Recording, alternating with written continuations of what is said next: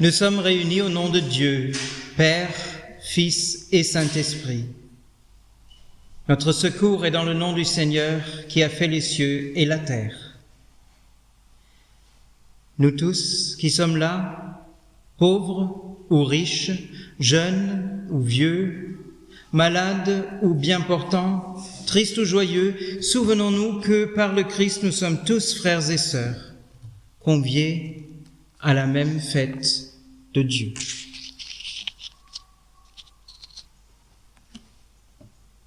Je proclame ton nom devant mes frères, je te loue en pleine assemblée.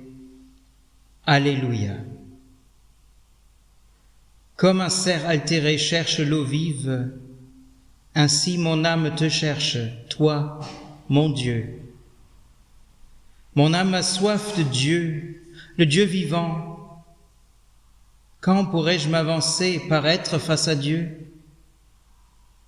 Je n'ai d'autre pain que mes larmes. Chaque jour j'entends dire « Où est-il ton Dieu ?» Je me souviens, et mon âme déborde. En ces temps-là, je franchissais les portails. Je conduisais vers la maison de mon Dieu la multitude en fête, parmi les cris de joie et les actions de grâce. Pourquoi te désoler, mon âme? Pourquoi gémir sur moi? Espère en Dieu. Et de nouveau je rendrai grâce. Oui, je proclame ton nom devant mes frères. Je te loue en pleine assemblée. Alléluia. Chantons le premier verset.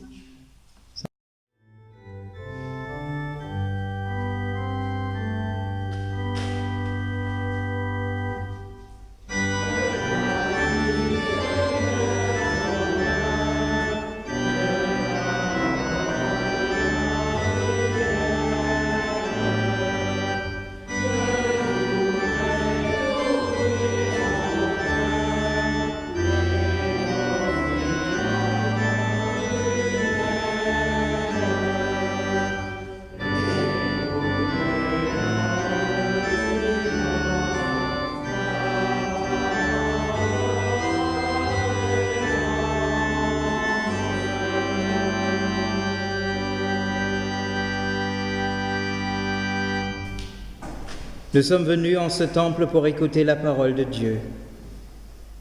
Dans sa grande bonté, il vient lui-même à notre rencontre. Reconnaissons dans le silence de nos cœurs ce qui nous retient éloignés de lui et nous sépare les uns des autres.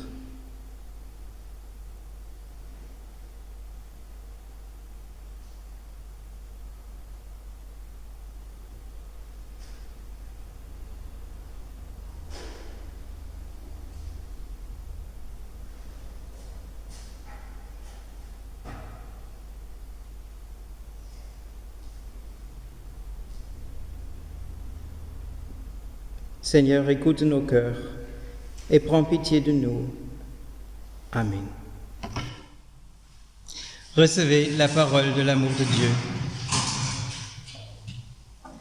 Dieu a posé sur chacun un regard d'amour, un regard de Père.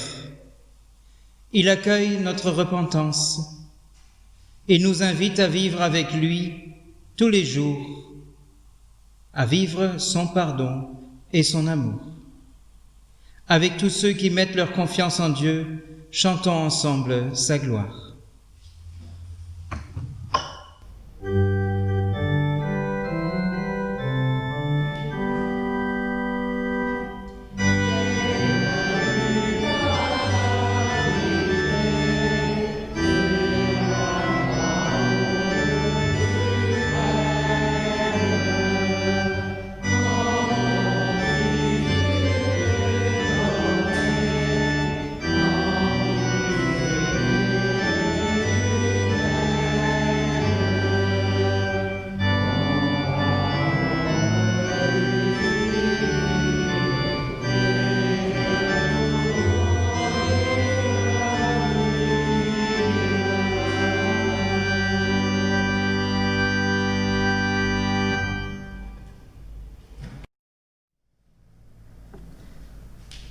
Dieu fidèle, en ton Église, nous trouvons la maison où tu dresses la table à laquelle chacun est invité.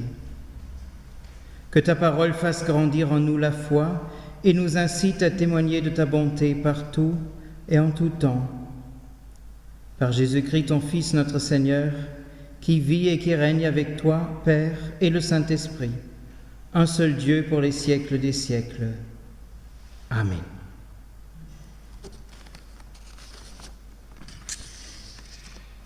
La lecture dans l'Ancien Testament, dans le livre de la Genèse au 50e chapitre. Quand les frères de Joseph virent que leur père était mort, ils se dirent « Si Joseph nous prenait en haine et nous rendait tout le mal que nous lui avons fait » Et ils firent dire à Joseph « Ton père a donné l'ordre suivant avant de mourir. Voici ce que vous direz à Joseph. Oh, pardonne le crime de tes frères et leurs péchés, car ils t'ont fait du mal. Pardonne donc maintenant le crime des serviteurs du Dieu de ton père. » Joseph pleura à l'écoute de leur message. Ses frères vinrent eux-mêmes se jeter à ses pieds et dirent « Nous sommes tes serviteurs. » Joseph leur dit « N'ayez pas peur, suis-je en effet à la place de Dieu ? Vous aviez projeté de me faire du mal. Dieu l'a changé en bien pour accomplir ce qui arrive aujourd'hui, pour sauver la vie à un peuple nombreux. Désormais, n'ayez donc plus peur, je pourvoirai à vos besoins et à ceux de vos enfants. » C'est ainsi qu'il les réconforta en parlant à leur cœur.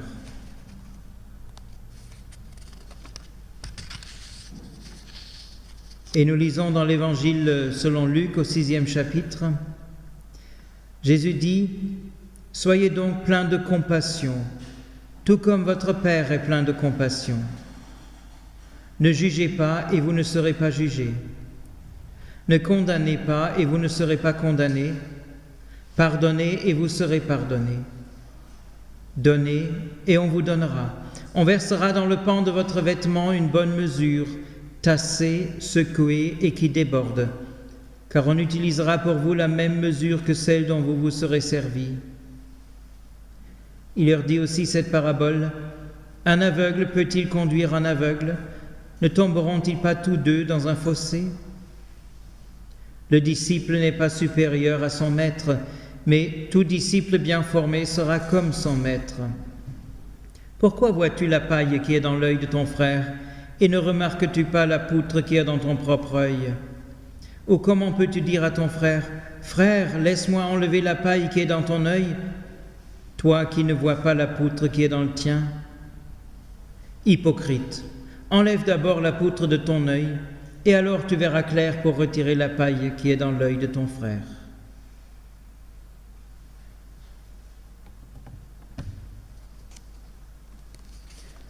Accueillons la parole entendue en chantant le cantique suivant.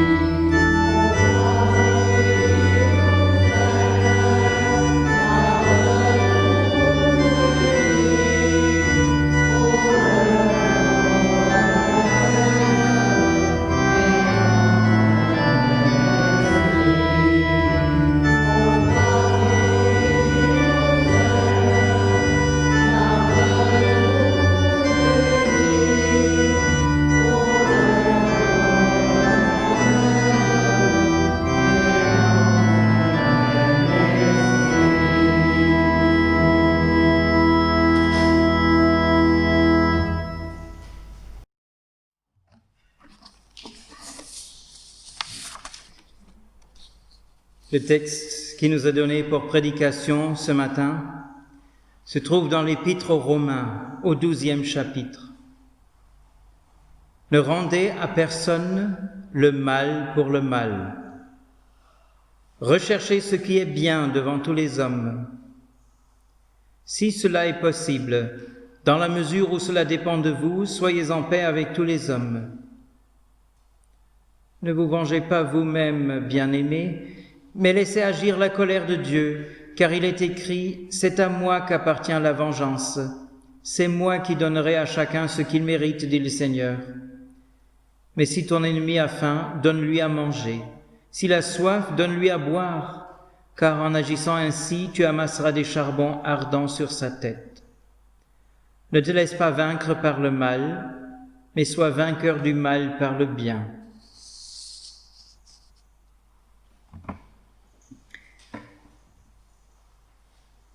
Il existe un livre intitulé « Faites vous-même votre malheur ». Dans ce livre, le psychologue autrichien Paul Watzlawick raconte cette histoire. Un homme veut accrocher un tableau. Il a un clou, mais il n'a pas de marteau.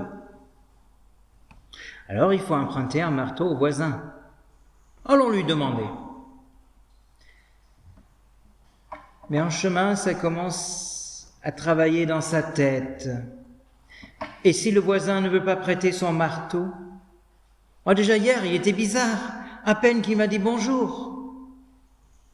Il était peut-être pressé, ou pas, et puis il a une dent contre moi et je ne sais pas pourquoi. Mais je ne lui ai rien fait, il doit délirer. Moi, si quelqu'un me demandait un outil, je le prêterais tout de suite. Et pourquoi pas lui alors? Comment peut-il refuser un service aussi facile? Des gens comme ça vous pourrit la vie. Et puis il pensera encore que j'ai besoin de lui parce qu'il a un marteau. Franchement, c'en est assez. C'est là qu'il arrive à la porte du voisin, qui tambourine à la porte, et à peine que la porte s'ouvre, avant même que le voisin ait le temps de lui dire bonjour, il lui lance à la figure « Ton marteau, sale type, tu peux te le garder. »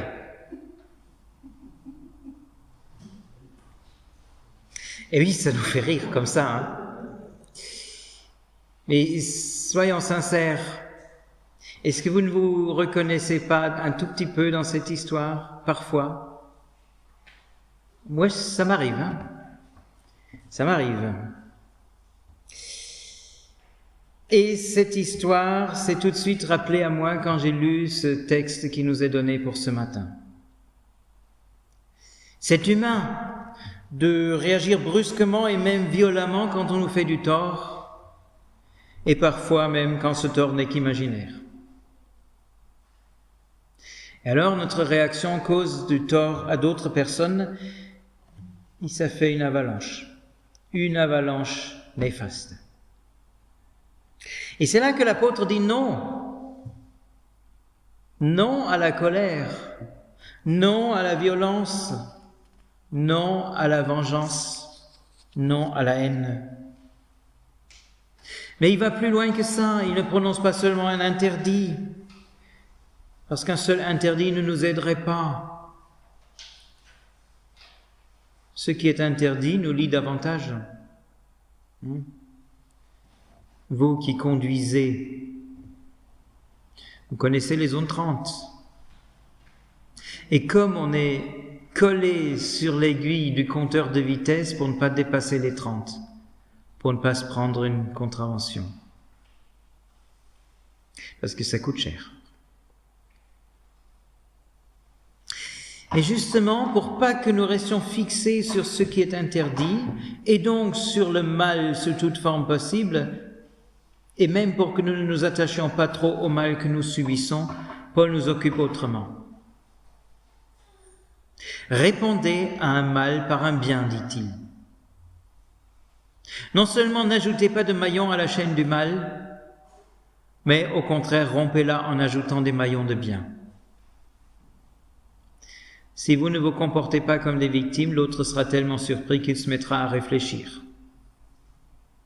Bon, là j'avoue que je reste un peu sceptique. Il y a des gens qui sont vraiment bornés. Mais peut-être que je manque de patience et que ça prend juste un peu plus longtemps. Par contre, ce qui est bien important et que l'apôtre nous rappelle, c'est de ne pas rester seul dans son coin face à l'affront, de ne pas se retirer. Nous avons un ami, et que dis-je, nous avons un Père à qui nous pouvons tout dire et à qui nous pouvons surtout dire « S'il te plaît, occupe-toi de ça, moi ça me mine, ça me ronge, ça me fait des ulcères, je n'arrive pas à dormir, occupe-toi de ça. » Et puis il va s'en charger, sans faille. Peut-être bien que ça prendra son temps, peut-être bien que ce sera autrement que ce que nous avions imaginé. Certains même qu'il ne fera pas pleuvoir des flammes du ciel pour dévorer notre adversaire. Mais cette affaire ne sera pas sans conséquence.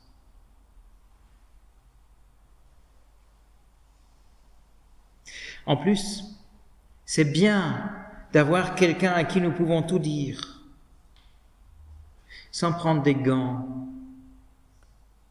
Nous pouvons dire, écoute, là je suis complètement à terre, ça me ronge, ça me mine, ça me fait...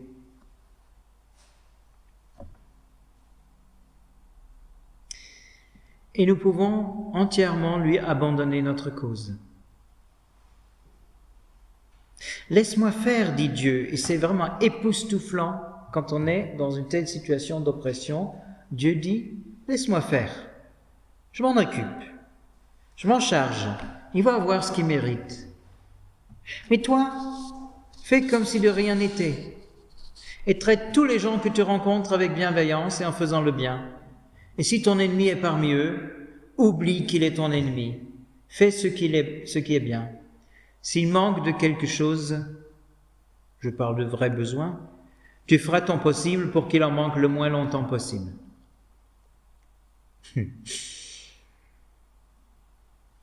Tu vas voir, il en sera étonné ton ennemi, mais en même temps tu ne le remarqueras pas parce que tu auras confié ce litige à Dieu et tu n'auras pas gardé de double du dossier. Donc ce litige, il l'a maintenant avec Dieu et pas avec toi. C'est Dieu qui s'en charge. Mais c'est à toi-même que tout ça fera le plus grand bien. Tu te sentiras libre à faire le bien et tu seras content de le faire à tout le monde autour de toi. Tu ne demanderas pas de récompense, tu ne feras pas de différence avec les autres aidés, et ainsi la méchanceté de l'autre n'aura pas de pouvoir sur toi. Ah, chers amis, c'est une libération. C'est une libération. Il faut peut-être un peu lutter avec nous-mêmes pour y arriver. Mais quelle libération! Une libération qui change le monde. Ce que nous faisons ici dans notre entourage n'aura pas d'influence sur les grands conflits internationaux. Ça ne va pas apporter la paix en Israël et Palestine. Ça ne va pas changer le monde du commerce. Mais justement, ça changera notre entourage, notre cadre de vie. Et surtout, c'est nous-mêmes qui en serons changés. Nous ne serons plus victimes impuissantes de la méchanceté d'autrui. Encore moins victimes de notre propre colère, qu'elle soit justifiée ou non. Vous vous souvenez du marteau. Mais nous redeviendrons acteurs dans nos vies. Parce que même dans les situations les plus tordues, les oppressions et les contraintes les plus totales, nous avons maintenant un choix. Le choix de faire le bien malgré tout. Comme pendant ce printemps que nous avons vécu, quand nous ne pouvions pas sortir, que nous avions quand même le choix de maugréer sur notre sort en nous apitoyant sur nous-mêmes, ou de prendre le téléphone et garder le contact avec les autres, confinés chez eux. Et puisqu'on en parle, c'est encore aujourd'hui notre choix de subir l'obligation du masque sur la bouche et le nez, ou au contraire, de le porter volontairement, même si cela nous démange et dérange, afin de réduire le risque de contamination pour ceux que nous rencontrons et réduire leur peur. Vous allez me dire, ça change rien, que je le mette par obligation ou par volonté. Ah mais si, ça change tout, justement. Déjà pour vous-même, vous ne subissez pas, vous avez choisi, pour le bien de votre prochain. Mais aussi pour celui que vous rencontrez, car il voit quand même sur vos yeux si vous souriez ou si vous faites une moue parce qu'on vous impose ce truc sur le nez. Si.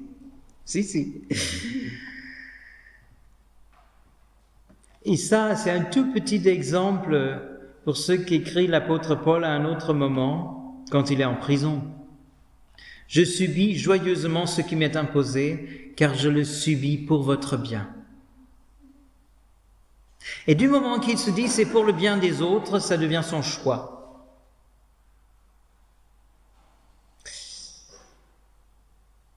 Et si vous êtes vraiment enfermé,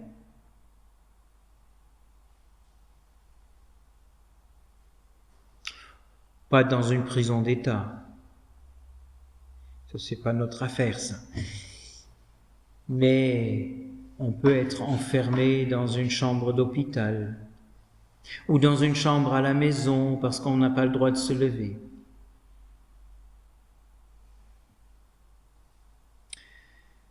On peut se sentir enfermé parce qu'on ne peut pas aller faire ce qu'on aimerait. Même si c'est les liens les plus stricts d'être lié à un lit ou un fauteuil, à ne pas pouvoir se lever. Vous aurez encore le choix si vous voulez vous plaindre ou si vous voulez prendre ce temps qui vous est offert. Un temps de repos. Un repos imposé n'est pas toujours bienvenu, mais vous avez la possibilité de le choisir. De le choisir comme temps offert pour discuter avec Dieu, pour lui parler de vous, de nous, de ceux qui vous sont chers, ceux que vous voulez, enfin ceux que vous avez sur le cœur, ceux qui vous tracassent, ceux qui vous inquiètent. Dieu veut l'entendre. Et ce temps de confinement, que ce soit un confinement général ou un confinement personnel pour cause de maladie, de vieillesse ou autre, peut être le cadeau de Dieu pour offrir un temps de parole et d'écoute.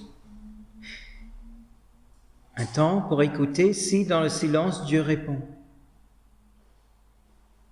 Et Dieu peut répondre de maintes manières. Il peut répondre par un verset biblique qui vous vient à l'esprit, ou le souvenir de quelque chose qu'un ami vous a dit il y a longtemps. Il peut le faire par une parole que vous apporte quelqu'un qui vous rend visite, qui peut devenir parole de Dieu.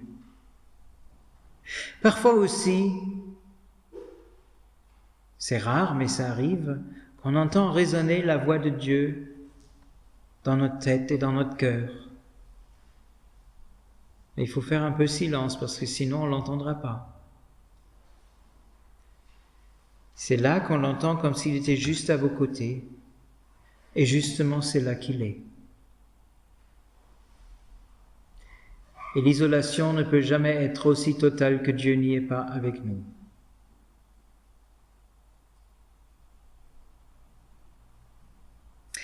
Ne vous laissez pas vaincre par le mal, mais soyez vainqueurs du mal par le bien.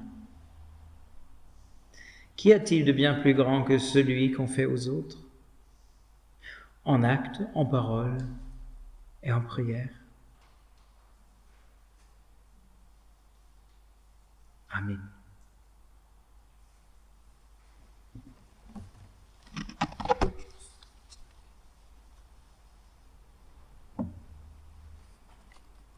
Et là, on va chanter.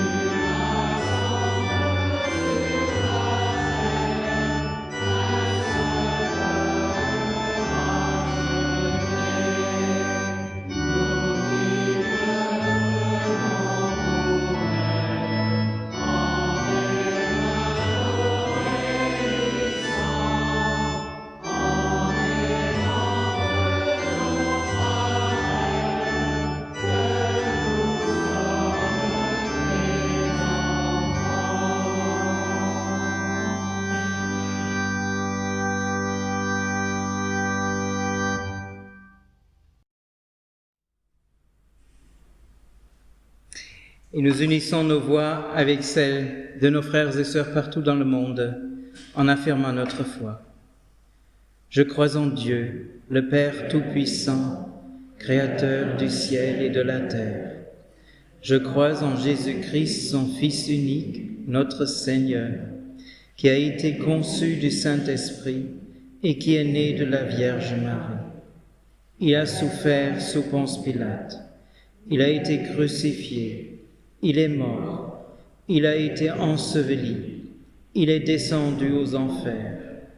Le troisième jour, il est ressuscité des morts. Il est monté au ciel. Il est assis à la droite de Dieu, le Père Tout-Puissant, et il viendra de là pour juger les vivants et les morts. Je crois au Saint-Esprit, la Sainte Église universelle, la communion des saints, la rémission des péchés, la résurrection de la chair et la vie éternelle. Amen.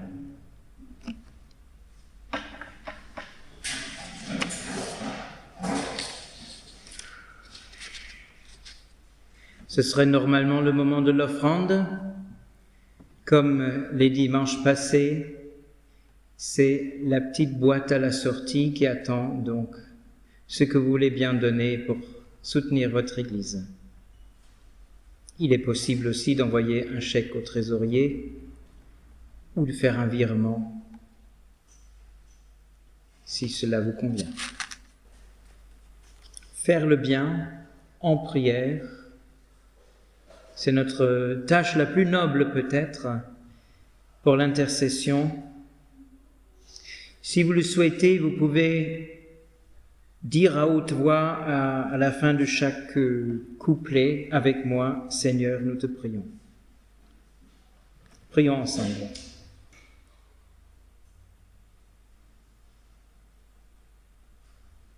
Nous te prions, Seigneur, pour les membres de ton Église. Fais d'eux des signes de ta présence en ce monde. Bénis toute personne qui accomplit en elle un service et conduis ton peuple vers l'unité. Seigneur, nous te prions. Pour les responsables de notre société qui trouvent la voie d'une vie juste et apaisée, nous te confions particulièrement la création du nouveau gouvernement. Seigneur, nous te prions. Pour les enfants de cette terre, que chacun y trouve un avenir dans la dignité et la joie. Seigneur, nous te prions. Pour les enthousiastes, qu'ils répandent de la joie autour d'eux. Seigneur, nous te prions. Pour les désespérés, qu'ils trouvent dans l'amitié la force d'affronter l'existence. Seigneur, nous te prions. Reçois notre prière, ô Père, par Jésus-Christ, ton Fils, notre Sauveur, qui est béni pour les siècles des siècles. Ensemble et avec tous tes enfants du monde entier, nous te disons, Notre Père qui es aux cieux, que ton nom soit sanctifié, que ton règne vienne, que ta volonté soit faite sur la terre comme au ciel. Donne-nous aujourd'hui notre pain de ce jour.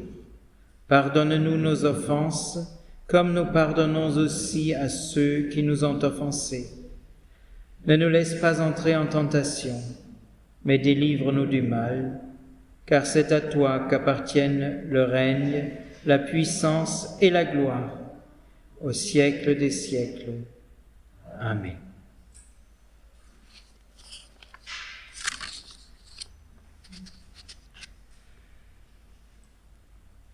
Nous sommes bien ensemble comme les disciples étaient bien sur la colline de la Transfiguration. Mais il faut descendre de la colline, il faut retourner dans le monde des autres pour leur donner ce que nous avons reçu dans ce temps particulier. Allez donc, allez dans le monde qui nous entoure, allez dans la semaine qui nous attend. Allez, soyez témoins de ce Dieu qui nous aime. Soyez porteurs de paix, faiseurs de bien. Allez avec la bénédiction de notre Seigneur. Que le Seigneur te bénisse et qu'il te garde. Que le Seigneur fasse luire sa face sur toi et qu'il t'accorde sa grâce. Que le Seigneur tourne sa face vers toi et qu'il t'accorde la paix. Qu'ainsi te bénisse Dieu, Père, Fils et Saint-Esprit, Dieu unique pour les siècles des siècles. Amen. N'oubliez pas, les derniers rangs sont les premiers à sortir pour éviter les croisées de chemins inutiles. Bon dimanche, bonne semaine. On ne pourrait pas reprendre le deuxième spontané parce qu'il ne voulait pas. Pardon, Le deuxième spontané. Bon, sinon on laisse. Il sera pas sur la vidéo.